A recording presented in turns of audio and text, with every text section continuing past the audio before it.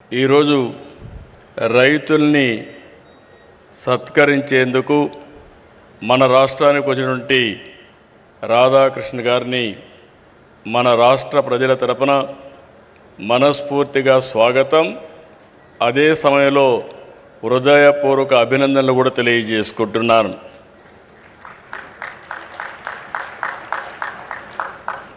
ఈరోజు ఉపరాష్ట్రపతి గారు రైతులపై నుండే ప్రేమ, అభిమానంతో ఈ కార్యక్రమానికి వచ్చారు. ఎక్కడో తమిళ పేపర్లో వస్తే అది చదివిన తర్వాత పట్టాభిరామారావు గారిని పిలిచి మీరు ఏ విధంగా చేశారు, ఎట్లా చేశారో కనుక్కొని డీటెయిల్స్ అని తీసుకుని ఈ కార్యక్రమానికి సంఘీభావాన్ని తెలియజేయడానికి వారు ఇక్కడికి వచ్చారంటే వారికి రైతులపైన ఎంత ప్రేమ ఉందో ఇది ఒక ఉదాహరణ.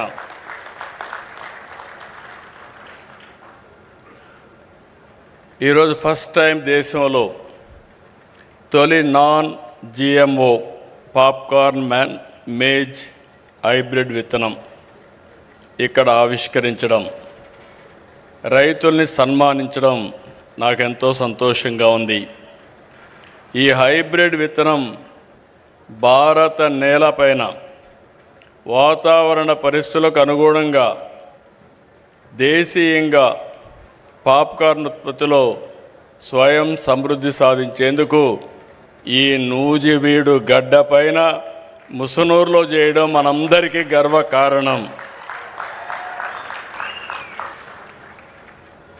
దేశీయ విత్తనాన్ని ఆవిష్కరించిన గోర్మే పాప్కార్నియా సంస్థకి మనస్ఫూర్తిగా శుభాకాంక్షలు. ఈ సంస్థ ఎండి పట్టాభిరామారావు గారు, వాళ్ళ ఫ్యామిలీ అందరికీ తెలుసు, కానీ ఇప్పుడు కొద్దిగా వెనకబడ్డాం. ఆ ఫ్యామిలీ ఈస్ట్ గోదావరి జిల్లాలో ఎస్పీబీ పట్టాభిరామారావు గారు ఆ రోజు కేంద్రంలో మంత్రిగా ఉండడం, వీళ్ళ చిన్న తాత సత్యనారాయణ గారు మళ్ళీ ఎన్డీఏలో వాజ్పేయి గవర్నమెంట్లో మంత్రిగా పనిచేయడం, అదే మరి వాళ్ళు ఎప్పుడో షుగర్ ఫ్యాక్టరీ పెట్టి రైతుల్ని ఏ విధంగా ఆదుకోవాలని ఆదుకున్న చరిత్ర. అలాంటి వ్యక్తి ఈరోజు మళ్ళీ ఒక మంచి సంస్థకు శ్రీకారం చుట్టాడు. ఈరోజు మీరు ఒకసారి చూసి 2014లో ప్రారంభించారు. ఎగ్జాక్ట్గా 11 సంవత్సరాలు. ఈరోజు అతి పెద్ద పాప్కార్న్ మ్యాజ్ ఉత్పత్తిదారులుగా ఈరోజు తయారైందంటే మనస్ఫూర్తిగా ఆ యొక్క ఫ్యామిలీ జీన్స్లో ఉంది, లెగసీలో ఉంది, ఆంటర్ప్రైజింగ్ స్కిల్స్ ఉన్నాయి. ఒక బ్రహ్మాండమైన ప్రాజెక్ట్ని స్టార్ట్ చేసి చాలా తొందరలో షార్ట్ టైంలో దాన్ని సక్సెస్ చేశాడు.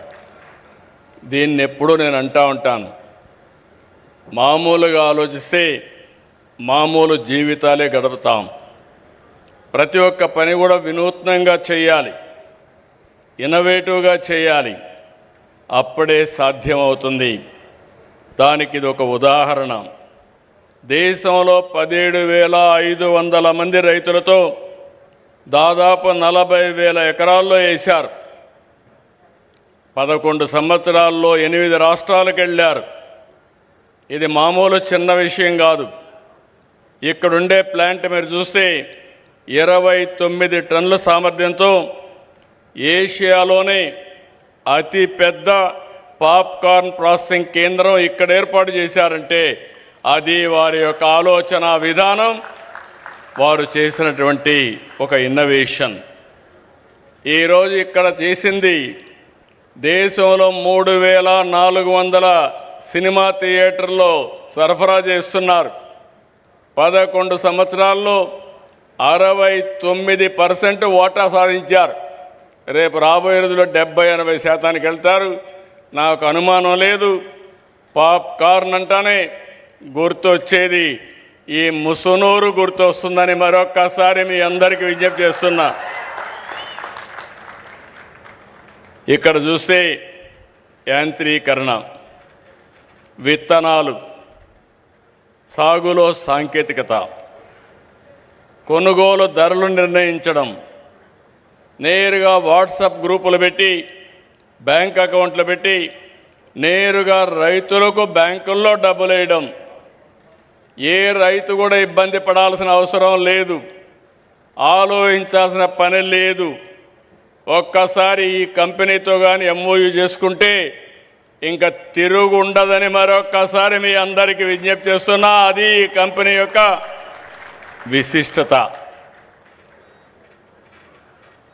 11 ఏళ్లకు మునుపు మన దేశంలో అమ్ముడైన ప్రతి పాప్కార్న్ కోన్పై ఖర్చు చేసిన డబ్బులన్నీ 70% పైగా బ్రెజిల్, అర్జెంటీనాకి వెళ్ళాయి. ఈరోజు ఆ 70% మన రైతులకే చేరుతా ఉంది. ఇప్పటికే మీరు ఒకసారి చూస్తే దేశానికి 125 million American dollars foreign exchange కూడా ఆదా అయింది. 11 ఏళ్లలో పాప్కార్న్ మొక్కజొన్న ఉత్పత్తి వాటా 30% నుంచి 65%కి పెరిగింది.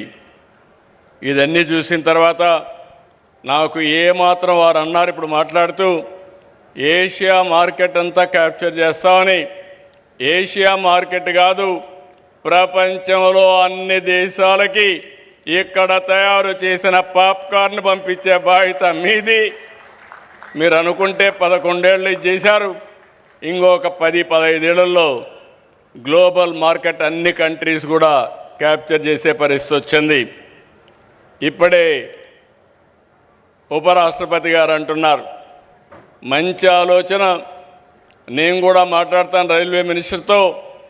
ఇక్కడ ఉత్పత్తి చేసిన పాప్కార్న్ని అదే సమయంలో అరకు కాఫీని ఎక్కడ రైల్వే స్టేషన్లు అన్నీ పెడితే ఆంధ్ర పాప్కార్న్, అరకు కాఫీ తాగే పరిస్థితి వస్తుందని చెప్పి కూడా నేను మీకు తెలియజేస్తున్నా.